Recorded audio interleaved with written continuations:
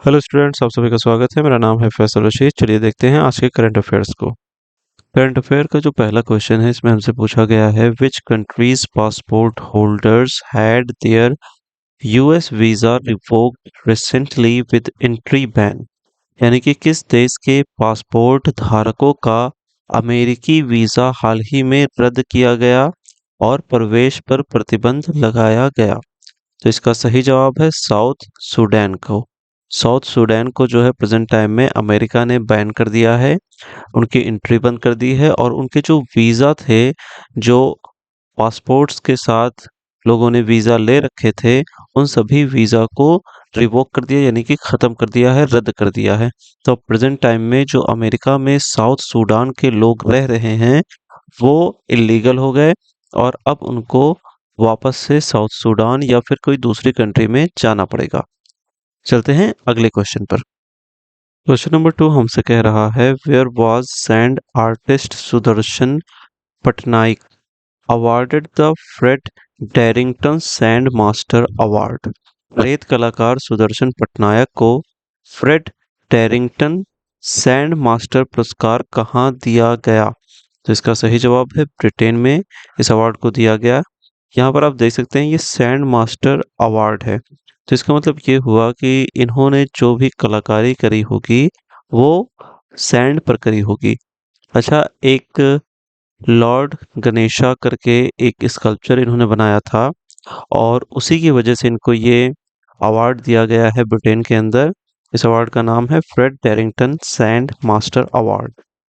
Question number 3 हमसे कह रहा है, by how much has RBI's position in the IMF decreased to reach $4.41 billion। IMF में RBI की स्थिति कितनी कम होकर के 4.41 बिलियन डॉलर तक पहुंच गई है। इसका सही जवाब है option number B, 16 million dollars. तो ये आपका आंसर है। 16 मिलियन डॉलर्स जो है आरबीआई की जो आईएमएफ में वैल्यू है, पोजीशन है, वो कम हुई है और इससे प्रेजेंट टाइम में हम 4.41 बिलियन डॉलर्स तक पहुंच गए हैं। चलते हैं अगले क्वेश्चन की तरफ। क्वेश्चन नंबर 4 हमसे कह रहा है, in which state did India start the first study to detect diseases spreading from birds to human. Bharat ने पक्षियों से मनुष्यों में फैलने वाली बीमारियों का पता लगाने का पहला अध्ययन किस राज्य में शुरू किया। तो इसमें देखिए ऑप्शन में आपको सिक्किम, तमिलनाडु, महाराष्ट्र, ये तीनों नाम दिए गए हैं। ये तीनों नाम सही हैं, इसीलिए हम ऑप्शन डी को सिलेक्ट करेंगे। यहाँ पर आपको मैं बता दूं कि जो Indian council of medical research है, तो इसने क्या काम किया है, इसने शुरू किया है एक स्टडी को, ताकि हम ये पता लगा सकें कि जो बर्ड्स हैं वो ह्यूमंस के लिए कौन कौन सी बीमारियां लेकर के आती हैं और फिर उस हिसाब से हम उन बीमारियों की रोकथाम कर सकें। तो यहाँ पर आप देख सकते हैं कि सिक्किम में, तमिलनाडु में और महाराष्ट्र में इस प्रोजेक्ट को लॉन्च किया गया था और ये तीनों नाम सही हैं। चलते हैं अगले क्वेश्चन की तरफ। क्वेश्चन नंबर 5 हमारे सामने दिया गया है। यहाँ पर लिखा हुआ है, what is the national sex ratio at birth in 2023 to 2024 due to the Beti Bachao Beti Padhao scheme. तो ये एक स्कीम थी, हिंदी में देख लेते हैं। बेटी बचाओ बेटी पढ़ाओ योजना के कारण 2023-24 में राष्ट्रीय जन्म लिंग अनुपात क्या है। तो इसका सही जवाब है ऑप्शन नंबर सी, 930। यानी कि जब हम देखते हैं कि कितने लड़के हैं और कितनी लड़कियां हैं, तो हम देखते हैं कि 1000 लड़कों पर कितनी लड़कियां हैं। तो इसमें हमें अब ये लड़कियों की संख्या 930 देखने को मिलती है। पहले ये संख्या बहुत ही कम हुआ करती थी, यानी कि 918 के करीब थी, यही कुछ 2014-15 के बीच में। और अब आप देख सकते हैं कि 1000 लड़कों पे 930 लड़कियां होती हैं। तो ये एट बर्थ जो रेशियो है उसकी हम बात कर रहे हैं, यानी कि जब बच्चे पैदा होते हैं उस टाइम पर जो 1000 बच्चे हैं, 1000 लड़के हैं और उनके सामने कितनी लड़कियां हैं, ये चीज देखी जाती है। चलते हैं अगले क्वेश्चन की तरफ। अगला क्वेश्चन है क्वेश्चन नंबर 6 और यहाँ पर हमसे पूछा जा रहा है, when is world health day celebrated annually world wide, यानी कि विश्व स्वास्थ्य दिवस प्रतिवर्ष विश्व भर में कब मनाया जाता है। इसका सही जवाब है ऑप्शन नंबर ए, 7 अप्रैल। 7 अप्रैल को दुनिया भर में वर्ल्ड हेल्थ डे सेलिब्रेट किया जाता है। इसकी शुरुआत कब हुई थी? इसकी शुरुआत हुई थी 1950 में। चलिए अगले क्वेश्चन पे चलते हैं। क्वेश्चन नंबर 7 है, what is the current value of India's gold reserves in billion dollars. Bharat का स्वर्ण भंडार वर्तमान में कितने बिलियन डॉलर का है? इसका सही जवाब है 70 बिलियन डॉलर्स।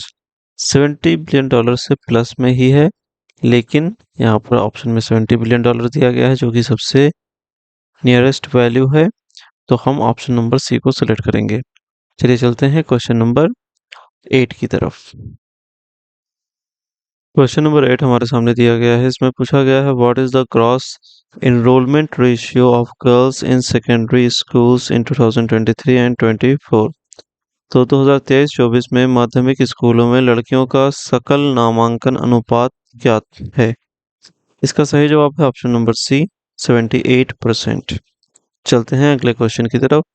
क्वेश्चन नंबर 9 है, where did Lok Sabha speaker Om Birla lead the Indian delegation for the 150th inter parliamentary union. Lok Sabha अध्यक्ष ओम बिरला ने 150वें अंतर संसदीय संघ के लिए भारतीय प्रतिनिधिमंडल का नेतृत्व कहाँ किया? इसका सही जवाब है ताशकंद। ताशकंद जो है ये एक और चीज के लिए फेमस है, अगर आप कमेंट बॉक्स में मुझको बता सकते हैं। मैं एक हिंट और दे देता हूँ। ये फेमस क्या, एक तरीके से आप इसको कह सकते हैं कि बदनाम है, या जो भी कुछ कहना हो आप कह सकते हैं। हमारे जो दूसरे प्राइम मिनिस्टर थे उनसे ये रिलेटेड है, तो आप मुझे उन प्राइम मिनिस्टर का नाम भी बताइए और ये भी बताइए कि यहाँ पर क्या हुआ था और क्यों हुआ था।